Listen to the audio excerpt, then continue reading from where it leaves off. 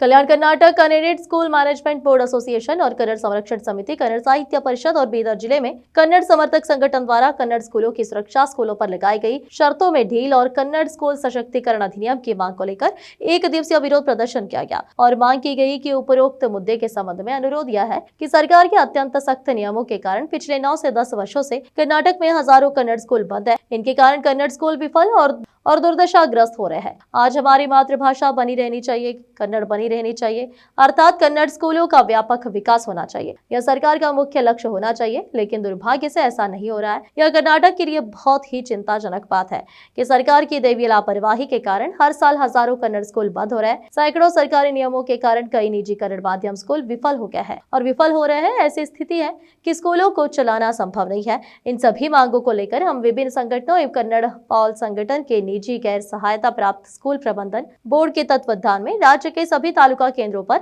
एक दिवसीय धरना प्रदर्शन कर रहे हैं। हमारी मांग है कि सरकार इन न्यायोचित मांगों को पूरा करके कन्नड़ भाषा और कन्नड़ संस्कृति की रक्षा हेतु कन्नड़ स्कूल सशक्तिकरण अधिनियम लागू करे। इस अवसर पर कन्नड़ संरक्षण समिति के जिला संचालक रेवण सिद्धप्पा जलादे, कन्नड़ साहित्य परिषद के अध्यक्ष सुरेश चंद शेट्टी, पूर्व केंद्रीय मंत्री भगवंत खुबा, मोहम्मद सलाउद्दीन फरान, सुब्बಣ್ಣ करकनल्ली, मंजूर इरफान, संदीप शेटकार के अलावा सभी स्कूलों के शिक्षक लोग और अन्य उपस्थित थे। इस संबंध में भगवंत खुबा, रेवण सिद्धप्पा जलादे, सुरेश चंद शेट्टी ने मीडिया से बात की।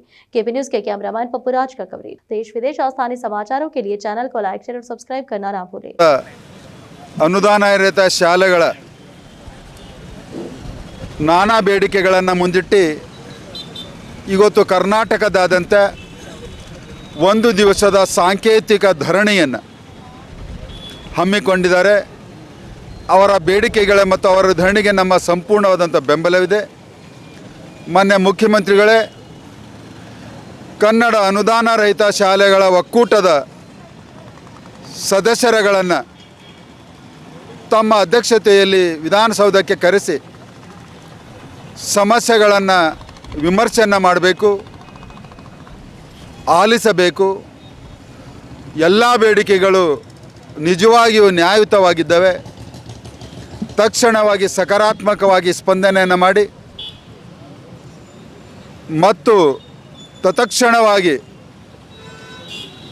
ಕಾರ್ಯರೂಪಕ್ಕೆ ಬರುವಂಥ ರೀತಿಯಲ್ಲಿ ನಿಮ್ಮ ಸರ್ಕಾರಕ್ಕೆ ನೀತಿ ನಿಯಮಗಳನ್ನು ರೂಪಿಸಿ ಸಹಾಯ ಮಾಡಬೇಕು ಅಂದಾಗ ಮಾತ್ರ ನೀವು ಕರ್ನಾಟಕದ ಮುಖ್ಯಮಂತ್ರಿ, ನೀವು ಕನ್ನಡದ ಪ್ರೇಮಿಗಳೇ ಆಗಲಿಕ್ಕೆ ಸಾಧ್ಯವಾಗ್ತದೆ।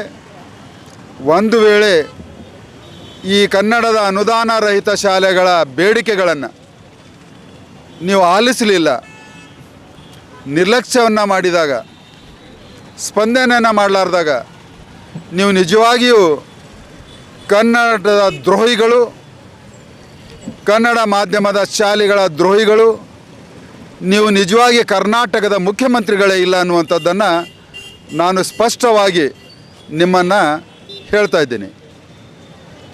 ಅನುದಾನ ರಹಿತ ಖಾಸಗಿ ಶಾಲಾ ಆಡಳಿತ ಮಂಡಳಿ ಸಂಘದಿಂದ ವಿವಿಧ ಕನ್ನಡ ಪರ ಸಂಘಟನೆಯ ಆಶ್ರಯದಲ್ಲಿ ಇವತ್ತು ಕರ್ನಾಟಕದಾದ್ಯಂತ 9 ಬೇಡಿಕೆಗಳನ್ನು ಈಡೇರಿಸಲು ಆಗ್ರಹಿಸಿ ಒಂದು ದಿನದ ಸಾಂಕೇತಿಕ ಧರಣಿ ಸತ್ಯಾಗ್ರಹ ಮಾಡ್ತಾಯಿದ್ದೀವಿ। ಸರ್ಕಾರದ ಶಿಕ್ಷಣ ನೀತಿಯನ್ನು ಧಿಕ್ಕರಿಸಿ ಕಪ್ಪು ಬಟ್ಟೆಯನ್ನು ಕಟ್ಟಿಕೊಂಡು ಶಾಲೆ ನಡೆಸ್ತಕ್ಕಂಥ ಖಾಸಗಿ ಶಾಲೆಗಳ ಸಂಸ್ಥೆಗಳಿಗೆ ಆಗ್ತಕ್ಕಂಥ ತೊಂದರೆಗಳನ್ನು ನಿವಾರಣೆ ಮಾಡಬೇಕು। ನವೀಕರಣ ಅಂತಕ್ಕಂಥ ಸಣ್ಣ ಪ್ರಕ್ರಿಯೆಯನ್ನು ಶಾಶ್ವತವಾದ ನವೀಕರಣ ಮಾಡಿಕೊಡಬೇಕು। ಶಾಲೆ ಪ್ರಾರಂಭ ಮಾಡಬೇಕಾದ್ರೆ ಇರ್ತಕ್ಕಂಥ ಷರತ್ತುಗಳನ್ನು ಸಡಿಲಗೊಳಿಸಬೇಕು ಮತ್ತು ಬಡ ಮಕ್ಕಳಿಗೆ ಆಶ್ರಯ ಆಗಿರ್ತಕ್ಕಂಥ RT ಮರುಜಾರಿ ಆಗಬೇಕಂತ ಹೀಗೆ 9 ಬೇಡಿಕೆಗಳನ್ನು ಇಟ್ಕೊಂಡು ಕನ್ನಡ ಶಾಲೆಗಳ ಸಬಲೀಕರಣ ಕಾಯ್ದೆಯನ್ನು ಜಾರಿಗೆ ಬರಬೇಕು ಅಂತ ಹೇಳಿ ಆಗ್ರಹಿಸಿ ಇವತ್ತು ರಾಜ್ಯಾದ್ಯಂತ ಒಂದು ದಿನದ ಸಾಂಕೇತಿಕ ಧರಣಿ ನಾವು ಮಾಡ್ತಾಯಿದ್ದೀವಿ। ಸರ್ಕಾರ ದಯಮಾಡಿ ಇದರ ಬಗ್ಗೆ, ಶಿಕ್ಷಣದ ಬಗ್ಗೆ, ಖಾಸಗಿ ಶಿಕ್ಷಣ ಸಂಸ್ಥೆಗಳು ಎದುರಿಸ್ತಿರುವ ಸಮಸ್ಯೆಗಳ ಬಗ್ಗೆ ಗಮನ ಕೊಟ್ಟು ನಮ್ಮ ಸಮಸ್ಯೆಗಳನ್ನು ಇವತ್ತು ನಮ್ಮ ಬೀದರ್ ಜಿಲ್ಲೆಯಲ್ಲಿ ಅಷ್ಟೇ ಇಡೀ ರಾಜ್ಯಾದ್ಯಂತ ಇವತ್ತು ಒಂದು ದಿನದ ಸಾಂಕೇತಿಕ ಧರಣಿಯನ್ನು ನಮ್ಮ ಅನುದಾನ ರಹಿತ ಶಾಲೆಗಳ ಜೊತೆಗೆ ಇವತ್ತು ಕನ್ನಡ ಸಾಹಿತ್ಯ ಪರಿಷತ್ ಇರ್ಬೋದು, ಕನ್ನಡ ಪರ ಸಂಘಟನೆಗಳು ಎಲ್ಲರೂ ಸೇರಿಕೊಂಡು ಇವತ್ತು ಈ ಹೋರಾಟಕ್ಕೆ ಕನ್ನಡ ಸಾಹಿತ್ಯ ಪರಿಷತ್ತು ಬೀದರ್ ಅಷ್ಟೇ ಇಡೀ ರಾಜ್ಯಾದ್ಯಂತ ಬೆಂಬಲವನ್ನು ಸೂಚಿಸುತ್ತೆ। ನಿಜವಾಗ್ಲೂ ಭಾಳ ದುರ್ದೈವದ ಸಂಗತಿ ಇದೆ। ಒಂದು ಕಡೆ ಕೇಂದ್ರ ಸರ್ಕಾರ, ಇನ್ನೊಂದು ಕಡೆ ರಾಜ್ಯ ಸರ್ಕಾರ। ಕೇಂದ್ರ ಸರ್ಕಾರದವ್ರಿಗೆ ಹಿಂದಿ ಮೇಲೆ ಭಾಳ ಪ್ರೀತಿ, ಕರ್ನಾಟಕ ಸರ್ಕಾರದವ್ರಿಗೆ ಇಂಗ್ಲೀಷ್ ಮೇಲೆ ಭಾಳ ಪ್ರೀತಿ। ಇದಕ್ಕೆಲ್ಲ ಮುಖ್ಯ ಕಾರಣನೇ ನಮ್ಮ ರಾಜಕೀಯ ವ್ಯಕ್ತಿಗಳ ಇಚ್ಛಾಶಕ್ತಿಯ ಕೊರತೆ ಮತ್ತು ನಮ್ಮ ಅಧಿಕಾರಿಗಳ ನಿರ್ಲಕ್ಷ್ಯತೆ. ಬಹುಶಃ ಇವೆರಡೂ ಆಗಿದ್ದರೆ ಈ ರಾಜ್ಯದಲ್ಲಿ ಅನೇಕ ಕಾಯ್ದೆಗಳು ನಿಯಮಗಳು ಬಂದಿವೆ, ಆದರೆ ಅದು ಯಾವುದೂ ಕೂಡ ಇವತ್ತು ಜಾರಿಗೆ ಆಗ್ತಿಲ್ಲ. ನಿಜವಾಗ್ಲೂ ಇವತ್ತು ಈ ಕನ್ನಡ ಮಾಧ್ಯಮ ಶಾಲೆಗಳು ಇವತ್ತೇನು ಹೋರಾಟ ಮಾಡ್ತಾ ಇದ್ದಾರೆ, ಅದು ನಿಜವಾಗ್ಲೂ ಪ್ರತಿಯೊಬ್ಬರು ಆ ಬೇಡಿಕೆಯನ್ನು ಈಡೇರಿಸುವಂಥ ಕರ್ತವ್ಯ ನಮ್ಮ ಸರ್ಕಾರಕ್ಕಿದೆ. ಯಾಕಂದರೆ ಇವತ್ತು ಖಾಸಗಿ ಕನ್ನಡ ಶಾಲೆಗಳು ಇರ್ಬೋದು, ಇವತ್ತು ಸರ್ಕಾರಿ ಶಾಲೆಗಳಿರ್ಬೋದು, ಹಲವಾರು ತೊಂದರೆಗಳು. ಇವತ್ತು ಸರ್ಕಾರಿ ಶಾಲೆಗಳನ್ನು ತೆಗೆದುಕೊಂಡ್ರೆ ಅಲ್ಲಿ ಮೂಲಭೂತ ಸೌಕರ್ಯಗಳಿಲ್ಲ, ಶಿಕ್ಷಕರ ಕೊರತೆ ಇದೆ, ಹತ್ತಾರು ಸಮಸ್ಯೆಗಳಿದ್ರೆ ಈ ಕನ್ನಡ ಖಾಸಗಿ ಮಾಧ್ಯಮ ಶಾಲೆಗಳು ಅಷ್ಟೊಂದು ಅತ್ಯುತ್ತಮ ಶಾಲೆ ನಡೆಸ್ತಾ ಇದ್ರು ಸಹ ಯಾವುದೇ ರೀತಿಯ ಸಹಾಯ ಮತ್ತು ಸಹಕಾರ ಇಲ್ಲಿ ಮಾಡ್ತಾ ಇಲ್ಲ. ಆ ನಿಟ್ಟಿನಲ್ಲಿ ಇವತ್ತು ಈ ಖಾಸಗಿ ಶಾಲೆಗಳದ್ದು ಇವತ್ತೇನು ಅವರೇನು ಅನೇಕ ಅವರೇನು ಬೇಡಿಕೆಗಳನ್ನಿಟ್ಟಾರೆ, ನಿಜವಾಗ್ಲೂ ನ್ಯಾಯಯುತ ಬೇಡಿಕೆಗಳಿವೆ. ಇದನ್ನು ಪ್ರತಿಯೊಬ್ಬರು ಈಡೇರಿಸಬೇಕು ಅಂತಕ್ಕಂಥ ಸರ್ಕಾರ ಗಮನಕ್ಕೆ ತರಬೇಕಾಗಿದೆ. ಮತ್ತು ಇಲ್ಲಿವರೆಗೂ ಒಂದು ಮಾತನ್ನು ಹೇಳ್ತಾ ಇದ್ದೀನಿ, ಇವತ್ತೇನೋ ಒಂದಿನ ಕುಂತು ಸಾಂಕೇತಿಕ ಧರಣಿ ಮಾಡಿಕೊಂಡ್ರು ಇವರೆಲ್ಲ ಹೋರಾಟ ಮುಗಿತು ಅಂತಲ್ಲ, ಇದು ಇವಾಗ ಆರಂಭ ಅಂತ ಇವರೆಲ್ಲರೂ ಭಾವಿಸಬೇಕಾಗಿದೆ. ಯಾಕಂದರೆ ಬರುವ ನಿಟ್ಟಿನಲ್ಲಿ ಇಲ್ಲಿ ಬೀದರ್ ಜಿಲ್ಲೆಯಲ್ಲಿ ಅಷ್ಟೇ ಇದು ರಾಜ್ಯ ಮಟ್ಟಕ್ಕೆ ಹೋರಾಟ ತೆಗೆದುಕೊಂಡು ಹೋಗಿದ್ರೆ ಆದರೆ ಇದಕ್ಕೇನಾದರೂ ಅಂತೆ ಹಾಡ್ಬೋದು ಅಂತಕ್ಕಂಥ ಅನಿಸಿಕೆ ನಂದಾಗಿದೆ. ಧನ್ಯವಾದಗಳು.